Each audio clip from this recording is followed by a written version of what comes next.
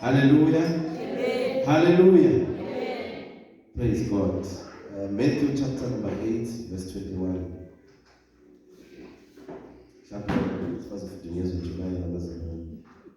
Matthew chapter 8, verse 21.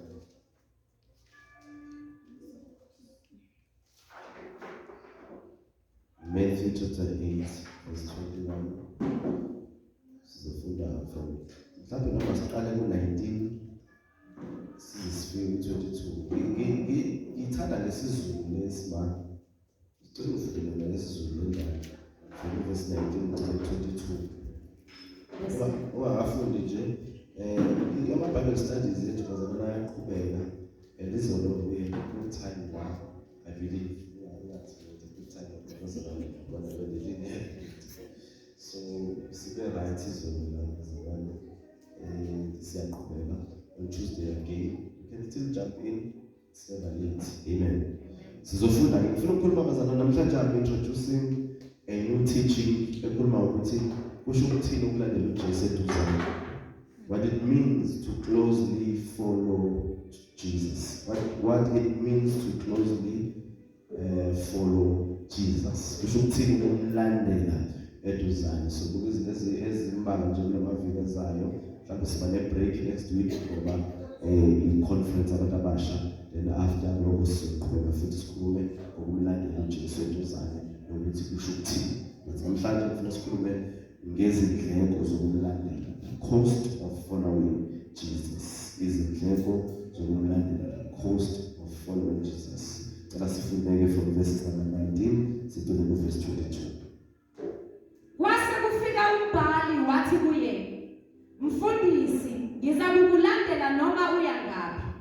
uJesu wayesethi kuye, Izimpungushe zinemigodi nezinyoni zezulu zinezidleke, kepha indodana yomuntu kayinandawo lapho ingaqabelisa khona ikhala. Cela uphinde futhi verse 20. uJesu wayesethi kuye, Izimpungushe zinemigodi nezinyoni zezulu zinezidleke, kepha indodana yomuntu kayinandawo lapho ingaqabelisa khona ikhala. Kodwa omunye wabafundi bakhe wathi kuye, Nkosi, ngivumele ngiye kuqala ukuyombela ubaba.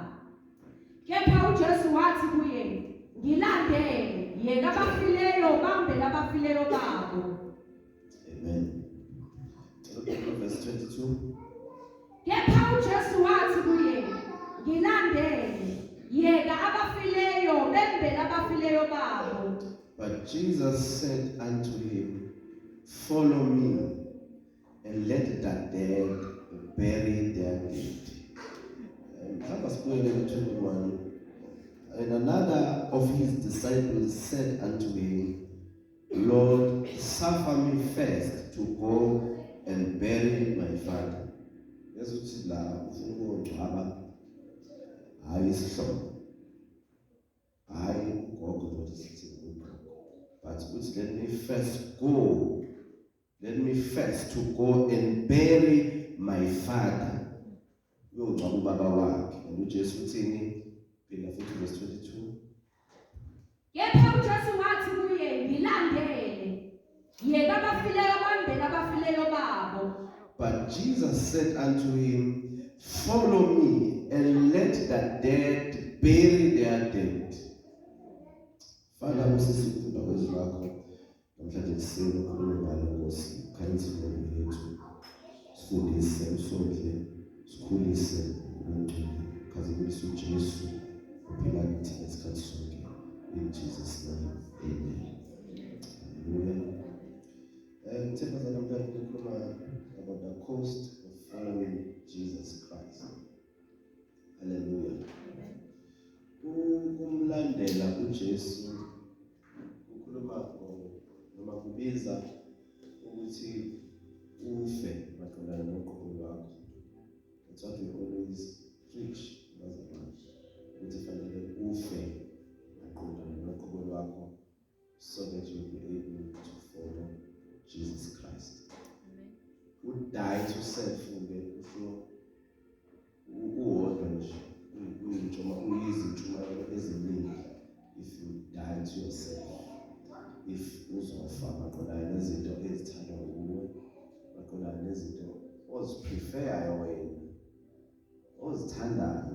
that you must die to those things. Uma uzofuna ukulandela uJesu. Ukulandela uJesu kusho ukuzincisha, which is to deny yourself. Izinto ezithile mhlawumbe ongazikade njengezimnandi nezingathokozisa nezibathokozisayo abantu mhlawumbe babonayo, kodwa wena ngenxa yokuthi uthatha isinqumo sokulandela uJesu, you deny yourself lezo zinto lezo, uyazincisha ngenxa yokuthi ukulangazelela kwakho sekusenkosini. Ngiyangizwa bazalwane. We are living ezikhathini ezinzima lapho na kumele uma umntwana kaNkulunkulu ufeze ukuthi umntwana kaNkulunkulu, futhi ukwenze kube yinto ebonakalayo, lento ophila ngayo, lento ekusebenzelayo, ungabi igama, ngoba once kwaba igama ngeke ukusize ngalutho ukuthi umntwana kaNkulunkulu, kodwa uyigama kuwena, but once kwayimpilo ila uzoqala khona ubone ukusebenzela futhi ukusiza. So uma uzomlandela uJesu kumele ukuthi uzideny ezinye zezinto, kumele ukuthi kube khona la uncomfortable, kubuhlungu khona, ngenxa ukuthi you value your relationship with Jesus. Noma you have made up your mind ukuthi ngizomlandela noma eyangaphi, njengalo mbhalo washo la kuverse number 19, mfundisi ngizomlandela noma uya ngaphi. Yabona ukuthi uzama ukuveza ukuthi khona afisa ukuthi yenzeke kuyena. So when you follow Jesus, you deny yourself in 18. Hallelujah. Abamagama ubeka uJesu phambili kunezinye izinto. Hallelujah. So ukumlandela uJesu kusho to forsake things that you like, kusho ukuziyeka izinto uzithandayo, nezinto eziaphila zizinhle, nezinto ezenza ukuthi mhlawumbe impilo yakho iye phambili. Sometimes you have to put them aside bese prioritize the journey, because phela into yokulandela uJesu ijourney, uzohamba naye. Hallelujah. So uma uzomlandela kuJesu khona kufanele ukuforsake, ukubeka eceleni and prioritizing.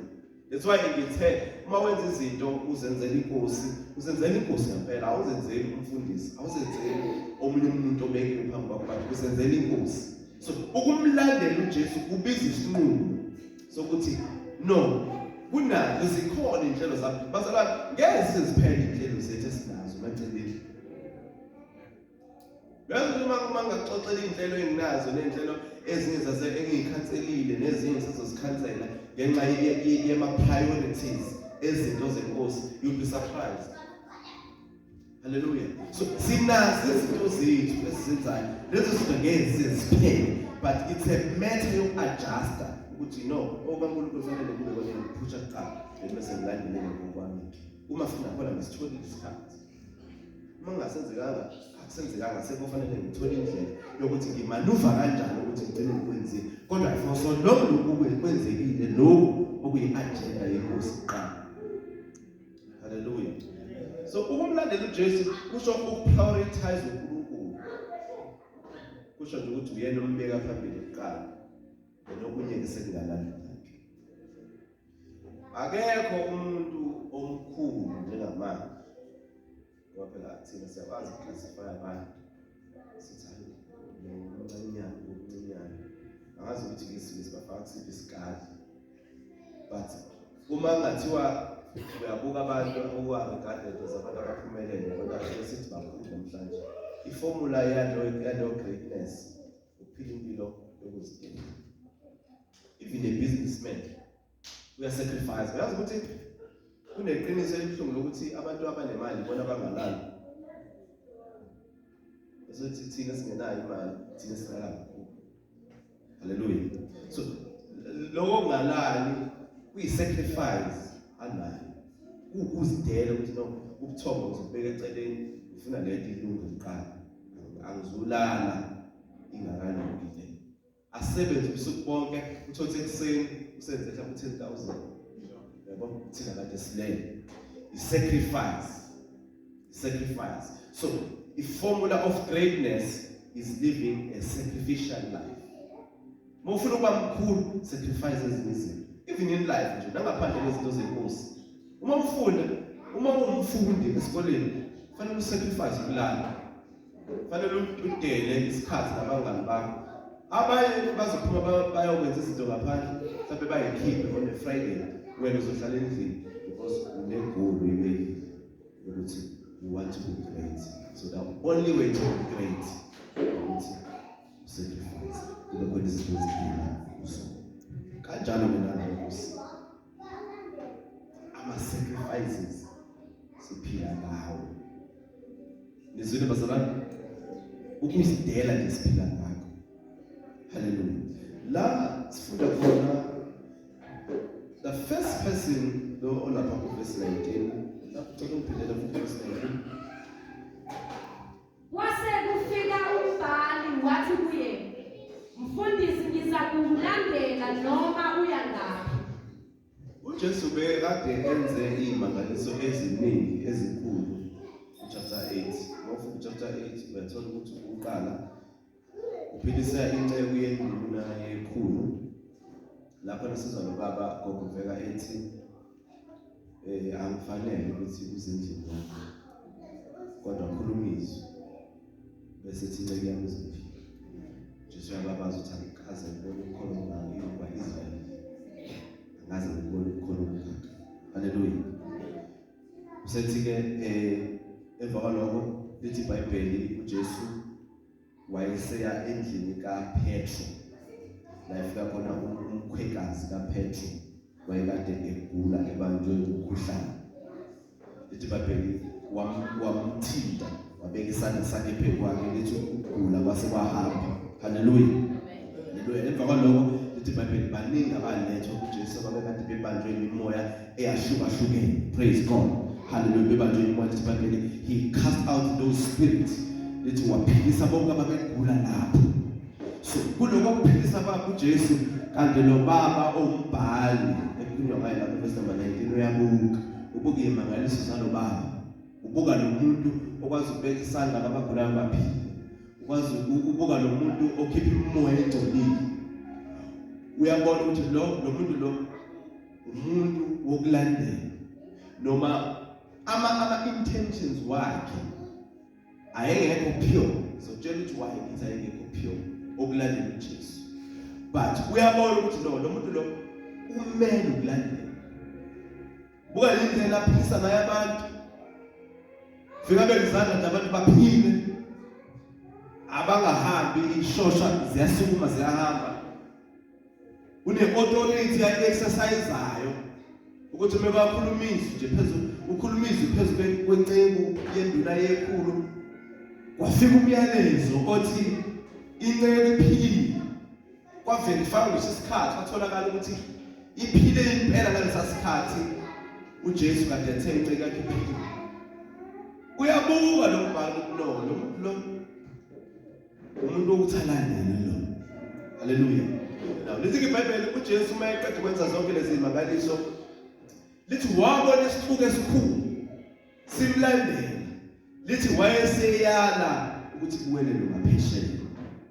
So I believe ukuthi this scribe or this teacher of the law followed Jesus to the other side. Because lithi iBhayibheli lapho verses number 19 lithi umbhali, a certain scribe, ngizochaza ukuthi ababhali babantu ababenjani. Lithi weza kuJesu embiza ngomaster. Mefika kuyena uthi master, uthi mfundisi, ngizokulandela noma uya ngaphi. Nawo umbhali engeyena umfundi kodwa esethatha isinqumo engicabanga ukuthi si-premature because he does not understand ukuthi what does it mean to follow Jesus. But nevertheless, kusho amazwi amakhulu okufanele bamazwi ashiwo yithi nathi siphila ngawo. Lithi iBhayibheli another disciple of Jesus Christ naye emva kokuthi sezwe umbhali ushamazwi athi inkosi nami ngiyafuna ukulandela, but there is something that I need to go and do first before I follow you.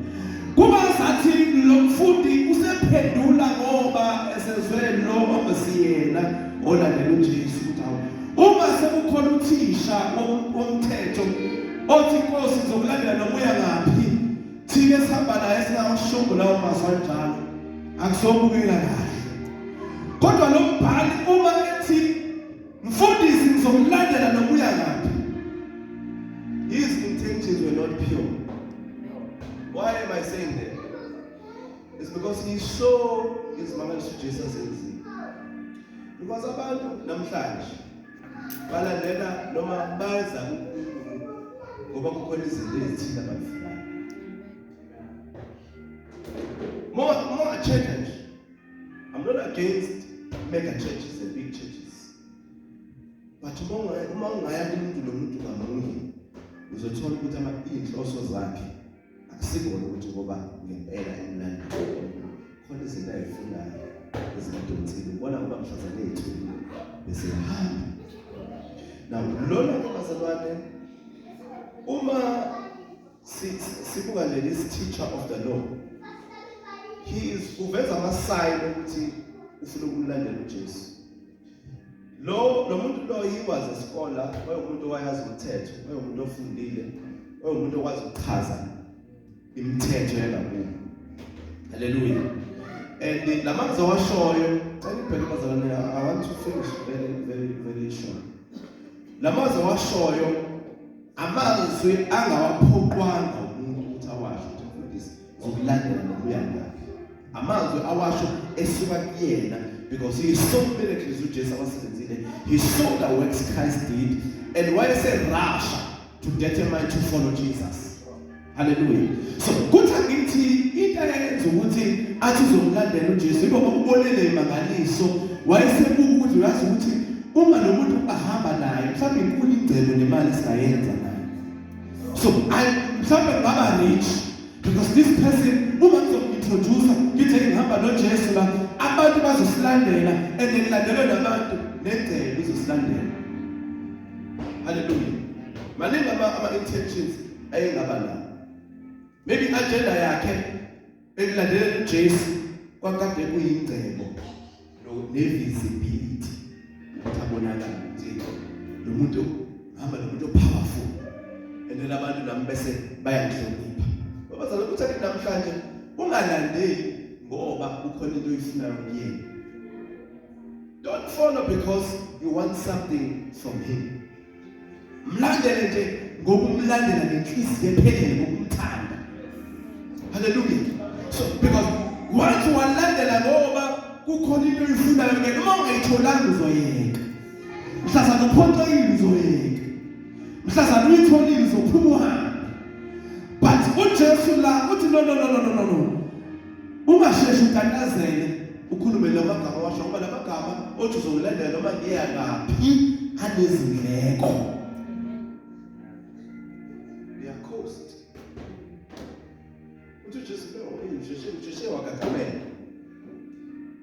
uzwa ngempendulo uJesu amphendula ngayo akasho ukuthi uJesu ngokulandela kwakhe kodwa sithi uJesu ethi umenzele iscenario bakubheke umphendele isithombe esiclear ukuze understand ukuthi ubani kamlandelayo yabona uma kumethe uJesu isimpungusho zinemgodi nenyoni zezulu zinesidleke kodwa indodana yomuntu ayinandawo la ingagcwalisa khona ikhaya uyazi ukuthi uJesu nje the simplest meaning yalento ayishoyo ithi mawucabanga ukuthi uzongilandela ngoba ufuna ingcebo akunayo indawo yokulala for that bed mawuthi uzamela ngoba ufuna mhlawumbe ucabanga ukuthi nginemali uthi no kwanamhlanje ngazi ngizolalaphi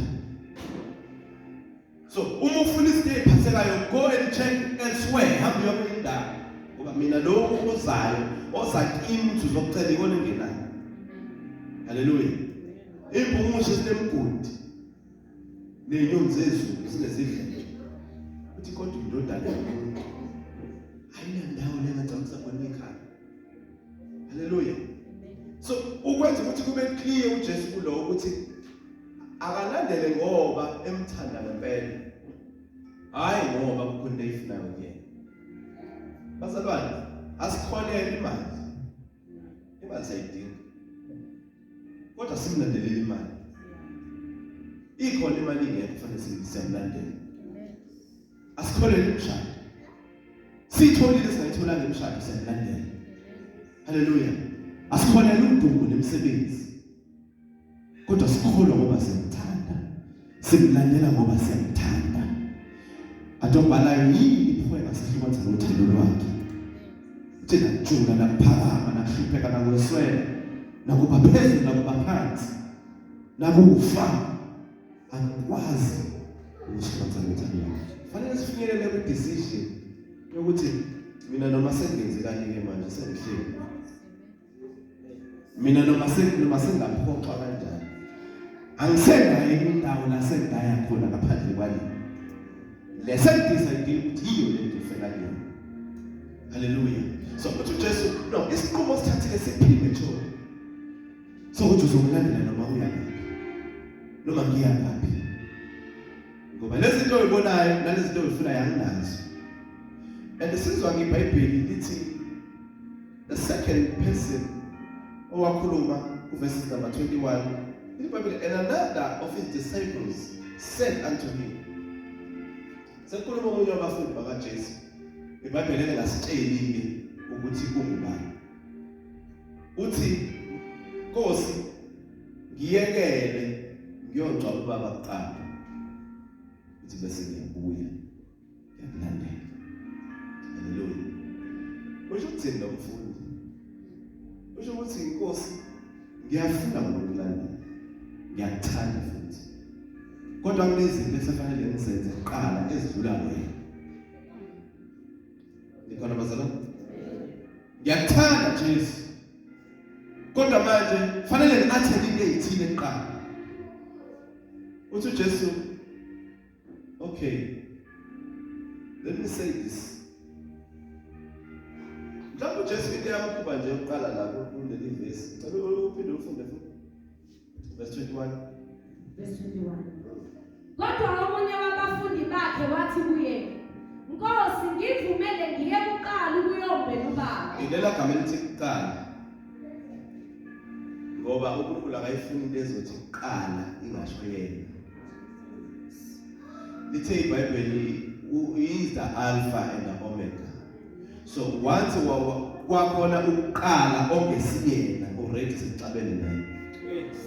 So uJesu lakuthi uJesu ukhutshwa ilela gama lithi ngivumele bese ngiyombela ubaba. Mhlawumbe kube wathi ngivumele ngombela ubaba bese ngiyakulandela. Kodwa wasuke wayona ukuthi athi ngivumele kuqala. Okusho ukuthi usebeke phambili kuqala ezinye izinto before you. Just no. Ayisekho sengizokukhuluma nawe kuqala. Let me get this straight. Ukuthi ngilandele. Yabona nempendulo laphendula ngathi buye ngihash. Yokuthi yeka bafile baqabane bodwa. Inkinga ilo ya first. Ukuthi ubeke uJesu ukuthi waba usecond. Webazalwane indleko zokumlandela uJesu sifuna sifinyelele ku-level yokuthi uyena kuqala bese okunye. Uma simisela ngokumlandela ngempela uJesu, he must be first. Awathi ohlabelelayo, Jesus be the first one in my life. Jesus be the first one in my life. Ukuphila kwami nje uwe Jesu. Mangivuka ekuseni, the only thing or the first thing engicabanga ukuthi ngizokuthokozisa kanjani. Ziningi indlela zokumthokozisa. Uma ngizothandaza ngithokozisa yena. Uma ngizokholwa ngizovuka ngalona nginokholwa ukuthi uNkulunkulu khona into enkulu azoyenza namhlanje ngithokozisa yena. Uma ngizophuma ngidecide ngemponzweni, he is the first ngithokozisa yena. Uma ngizothiwa ngiya open air ngithokozisa yena, he is the first. Usuku manje ngihlela ngaye kuqala.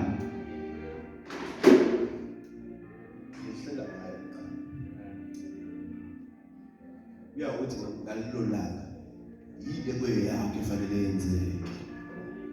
Haleluya. Yile kweyakhe efanele kwenzeke. So lo mfundi uthi Nkosi, let me go and sort out my issues first.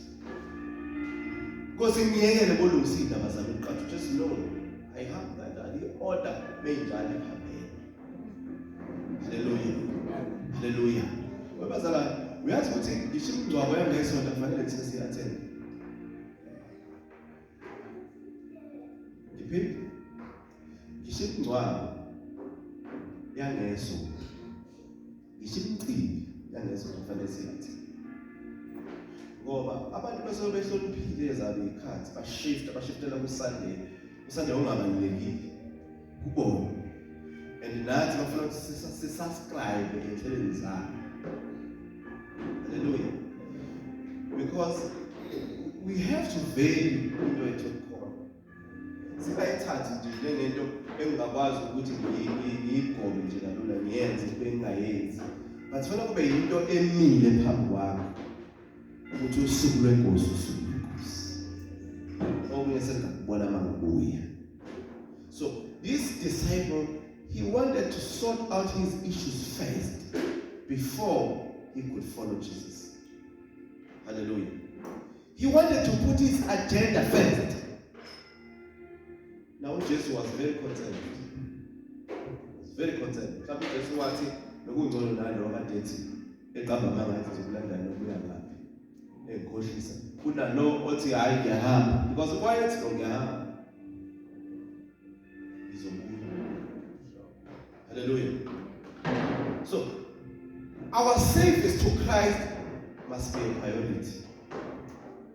We turn to Christ, not to the church.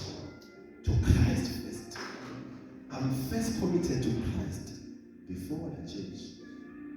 But once you are committed to Christ, you are committed to the church.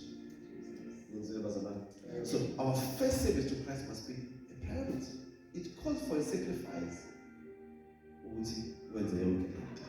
Hallelujah. So uJesu ke usho amagama alulayo yeka abafileyo bangcwaba nebona. How can you say abafileyo bangcwaba nebona? Lana ke bazalwane uma uzostadisha kahle, there are two things ezikhona la ngobaba walomfundi. Kune possibility yokuthi wayekade esegulela ukuthi afe. So this disciple kumayethi Nkosi ngiyeke ngicwabe ubaba, allow me to go home ngiyolinda ngilindele usuku lokuthi baba afe ngoba vele sekuseduze ukuthi afe.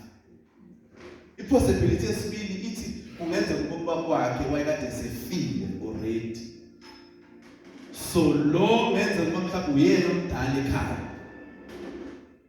Uyabona ukuthi le mfethu ijulile ukuthi uyena omdala. So izinto azenzeki ingakafiki.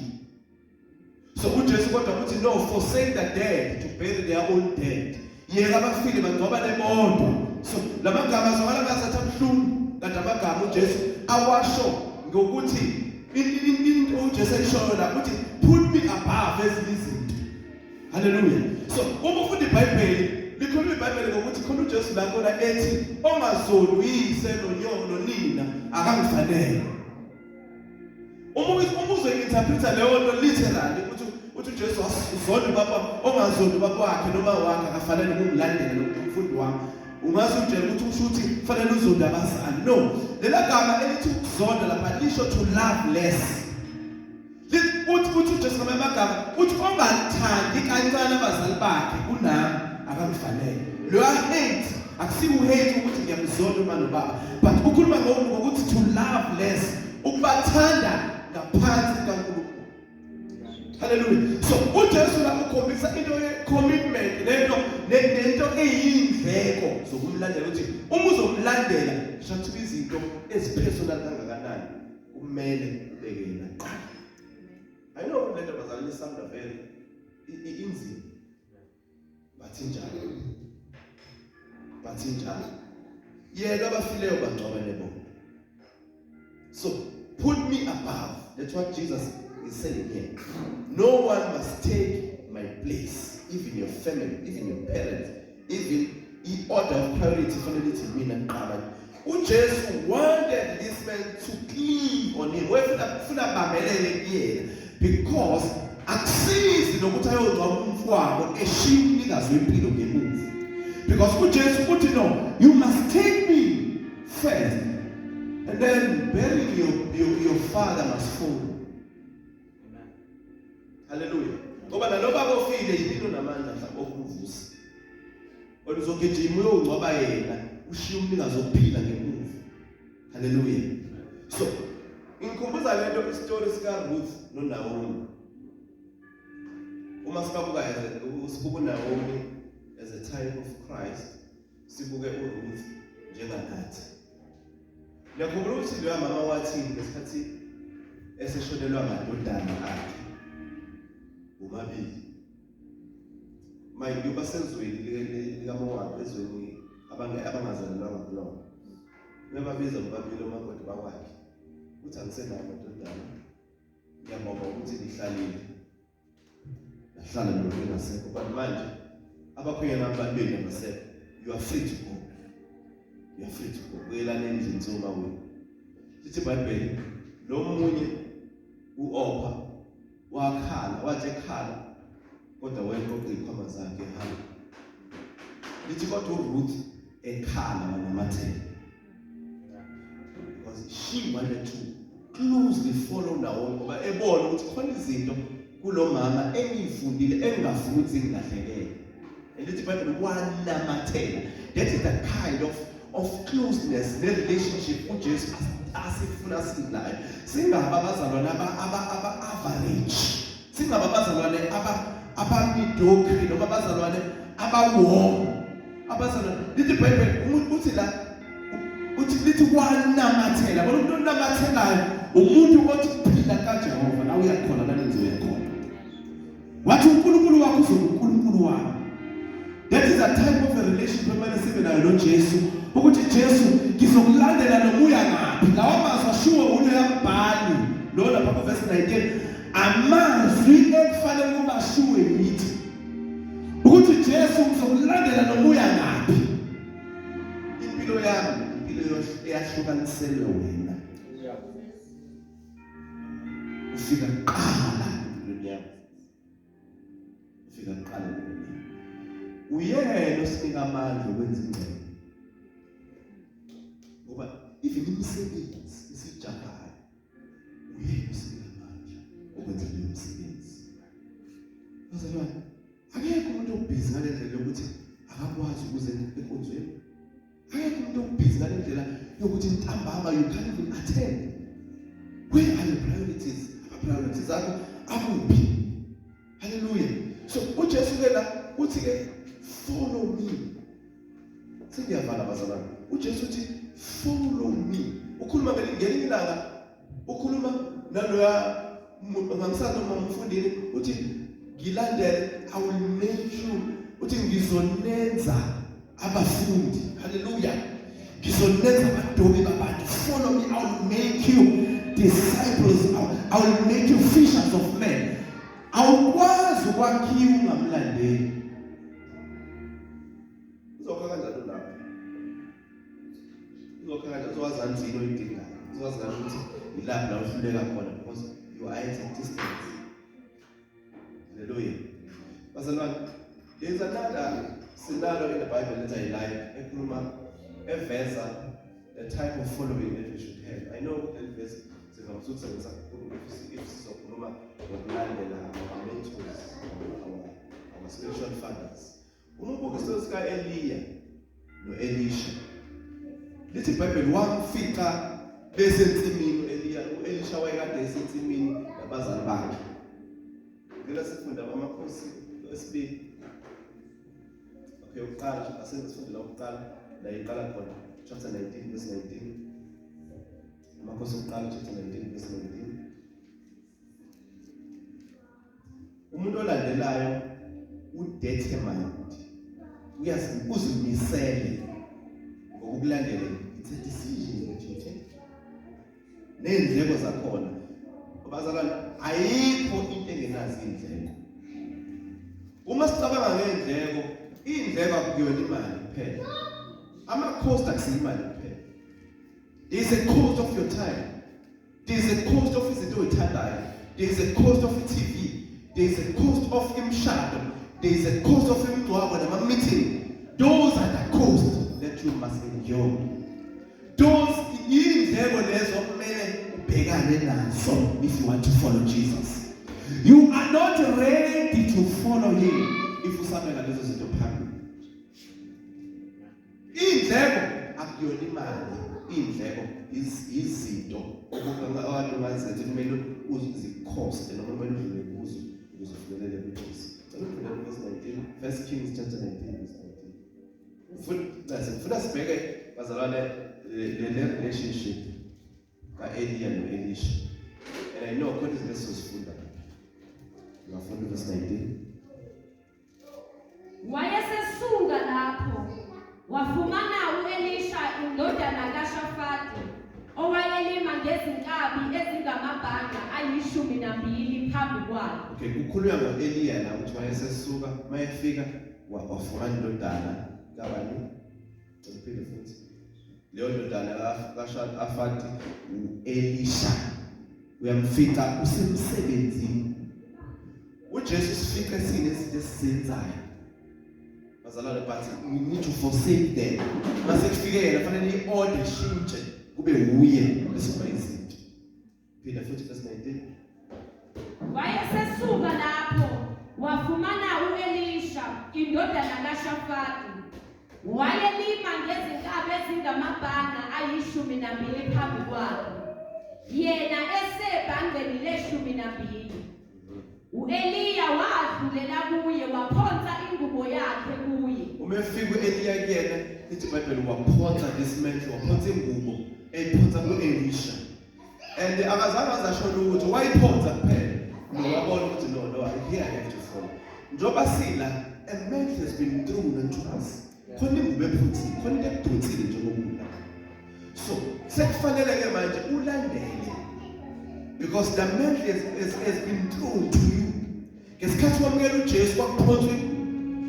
Ngesikhathi uphakamisa isandla ukuthi udecide ukuthi umzalwane khona into eyiphonswa kuwe.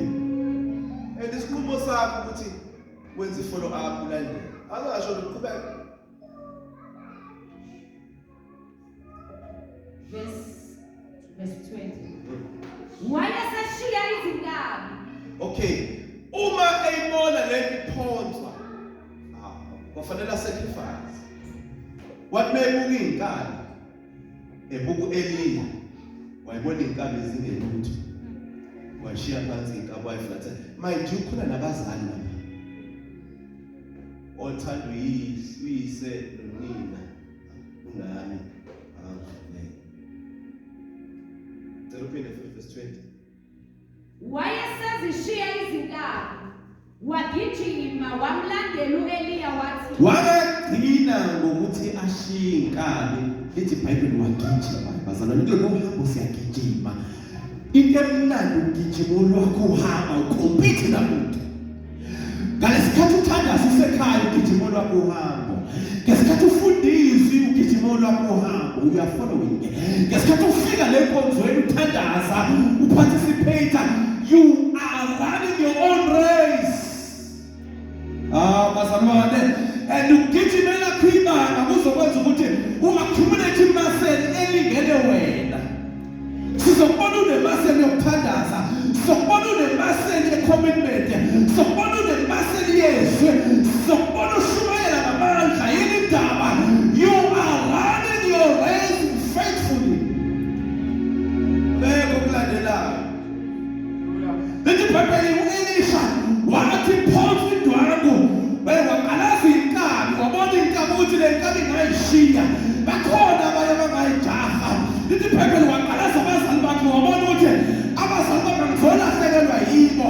Lithi iBhayibheli wagijima and he ran upon this man. We must go to Jesus running.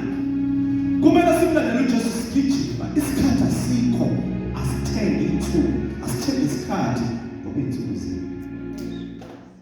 Wabona uElisha ukuthi no delay la is not an option. Bazalwane, ungacabanga ukuthi you have all the time in the world. Awusazi isikhathi esikusalele. So sebenza kusakhanya. Ngoba uyofika ube disappointed azobini umusuvezelwa izinto bekufanele uzenze. Kuthiwe Yesu ukholiwe impela kodwa khona ama-assignment unfinished, amanye awaqalwanga ngenxa yokuthi wacabanga ukuthi unesikhathi sonke. Phela verse 20. Wayeseshiya izinkabi, wagijima wamlandela u-Eliya wathi, ake ngange kubaba nomame bese ngikulandela. Wathi kuye hamba ubuyele emuva ngokuba ngenzeli kuwe na. Umuntu olandelayo bazalwane udetermined. Noma ephoqa uyaqhubeka landela. Noma engakuthula kade efuna uyaqhubeka noyelandela. Muzo ekushala ukuthi no mfana wele ekhaya. Akudinga abazali bakho. Hallelujah. Ufuna verse 1. Verse 20. Okay. Verse 21. And he returned back from him and took a yoke of oxen and slew them and broiled their flesh with the instruments of the oxen and gave unto the people, and they did eat. And then he rose and he went after Elijah. Verse 21. Wabuya ekumlandeleni, wathatha izinkabi zombili wazihlaba, wapheka inyama yazo ngempahla yezinkabi, wabapha abantu badla. Wayesesuka wamlandela u-Eliya wamkhonza. Ungazathi wamlalela, abantu ngento engazithi yamlalela. Ngesikhathi ethi Elisha buyele, ethi Eliya buyele ekhaya. Ngathi khona ethi wamlalela ngoba uverse 21 lithi in return back wasuka ku-Eliya, wangazathi uyasuka kuyena. Lithi wathatha iyoke, wathatha ijoka. Bese lithi iBhayibheli wenza umhlatshelo lapha. And then he gave unto the people. Lithi badla. Uthi in verse 22 ugcine 21 ugcine esenze lo mhlatshelo. Wayesesuka wamlandela u-Eliya. Wabuyela. Noma kade ikhona into ebuya ngazo ukuthi imphazamisile kodwa wabuyela ekulandeleni. Bazalwane kunobungozi ukulandela buqamama. Khona ingozi ebakhona uma uzolandela buqamama. That's why ngithi ukulandela uJesu kufanele ube close. Ungakwenzi kube yi-religion lento yokusonta. Kodwa mlandele eduze. Athi uhlabelayo umlandele eduze ezinyathelweni zakhe. Umlandele eduze ezinyathelweni zakhe. Uyazi ukuthi into eyenzeka kuPeter elandela at a distance. Wagcina semphika uJesu. Because ubungozi bokulandela buqamama uzogcina usumphika uJesu because you will become like a normal person.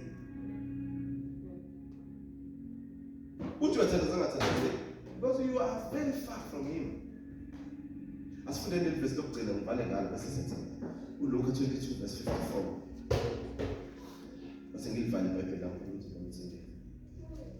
Luke 22 verse 54. Dangers of following from afar. What's it on this one? Base bembamba, bamuka naye. Bamusa endlini yompristi omkhulu. Okay, la uJesu seyaboshwa. uPeter wayekade ekhona elandela buqamama. Right? Carry on.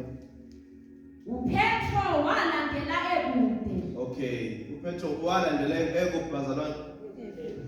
Ekude. Ufuna wenza isiqiniseko ukuthi sibone ukuthi zonke lezi zinto ezimehlela uPetro zehleka ngoba elandela enjani? So kunobungozi ukulandela unjani? Ukude. Walandela ekude. Carry on. Sebebasile umlilo phakathi egcekeni, bahlala phansi ndawonye. uPetro wahlala phakathi kwabo. Hawu, lo muntu obekade elandela uJesu buqamama. Sizomoya sekuthiwa nanga sebona ama-straight fires. Usebona imililo ebasiwe, useyokothi imililo angayazi. Umuntu olandela kude uthi imililo angayazi. Uphawula nalanga ngekukhonza Pawulo.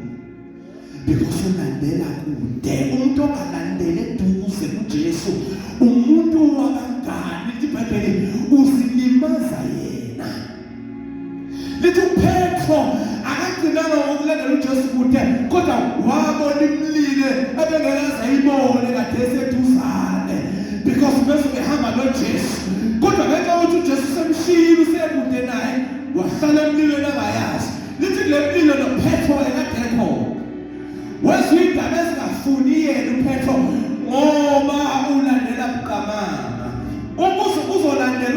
umzalwane osontayo, ongena umzalwane 24 hours, ongena umzalwane osikhombithile kwenzeka zikaNkulunkulu, uzogcina usuphila nabantu phaqha. Uzwe sekufanele la uPaul. And ke abantu abangakholwa beyithatha comment yakho. Baphawula wena i-value your comment. Why? Bafuna ukwenzeke yona khona kuzoba ngazuthi you are accepted. So kwindlela yokwamukela. Ngesikhathi bekwamukela sebezokwenza ukuthi kube lula ukuthi bafune wakho umbono. Uthi usujwayele uPaul. Uthi usujwayele ukuya khona. Uthi usujwayele ukwenza into ongafanele uyenze. Because you have opened a gate lokuthi imlilo engafanele. Jothola uPeter sothi imlilo nabantu abangakhona. Na uJesu lapha kuqhumana. Bazalwane sibheke ukuthi sifana nobani. Wakhohlwa ukujwayelana nababi konakalisa ukuziphatha kanjani. Intombazane ethile imbone ehleli ngasemlilweni. Uzabonwe njengoba ulandela kude. Yamgolozela yathi, "Nalona ubenani." Ya, ngoba uyabonakala ukuthi angibelongi khona. Uqaluzwe wena, angifanele ukuba nje. Kodwa uqinisele. Nabantu bagcina bekubona ukuthi hayi lo ngiyena wethu. Lithi iBhayibheli yasho intombazane nawe kade uhamba naye. Waqala waphila because ulandela at a distance. Hallelujah. Wathi imlilo engafanele. Praise God. Qhubeka. Kepha waphika wathi, "Sifazana ngimazi." Emva kwesikhashana omunye wambona wathi, "Nawe ungomunye wabo." Kepha uPetro wathi, "Muntu ndina ngisiye." Uyazi ukuthi useqala ukuba arrogant manje use-defensive. Nendlela akhuluma ngayo isafana nendlela kade ephendula ngayo ekuqaleni. Because bazalwane, the moment uzidisconnecta with a good company noma nabazalwane uzoba dry, ngisho kanjalo, you will be dry. And nendlela okhuluma ngayo izofakala. Ngisho ukuthandaza kwakho kuzoba dry. Make sure that you follow Jesus closely. Uzidele. Dele isikhathi sakho dele ukuthi ngoba uma kuthiwe fast. Akekho uzokulandela. Akekho okwazi ukuya ekhaya lakho ayotshela ukuthi uyathandaza ngempela yini. But i-decision yakho to follow Jesus. And you must enjoy ama-cost. Uthi uJesu akekho wakhile bengabalanga indlela. They are cost even when you follow Jesus Christ. Khona izinto ezifanele zikuhlukumeze ukuze ulandele uJesu. Manje we are too comfortable. Sifuna i-convenience, uma isimo singivumela. Uma isikhathi singivumela. Uma imali ingivumela. Hey, break boundaries for Jesus. Make sacrifices for Jesus. If it calls you to borrow money. If it calls you to cancel certain things, cancel those things for the kingdom of God. Your born with me. You're well done, faithful, and a good servant. Get a pillar with a parent. It's a life.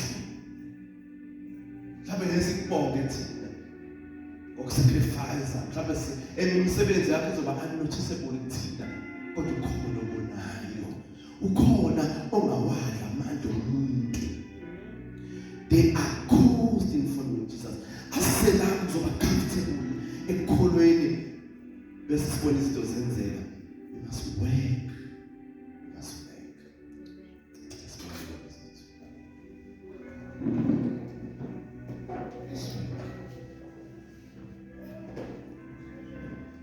Wogula nela msindisi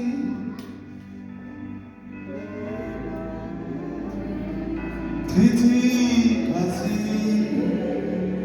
no mama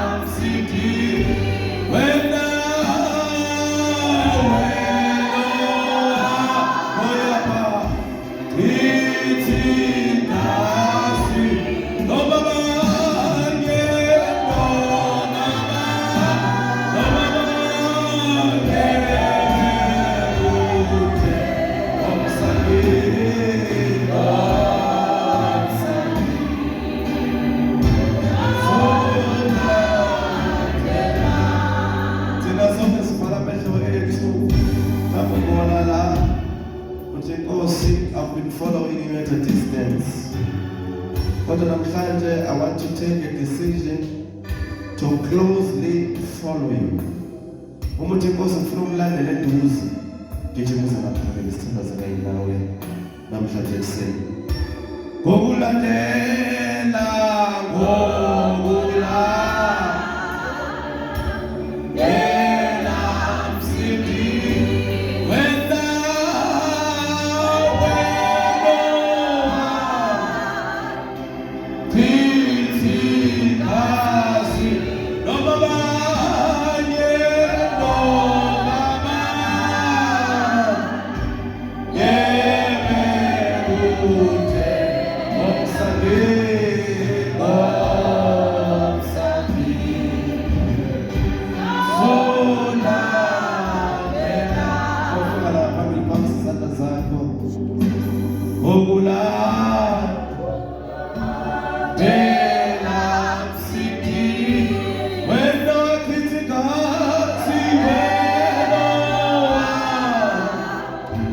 He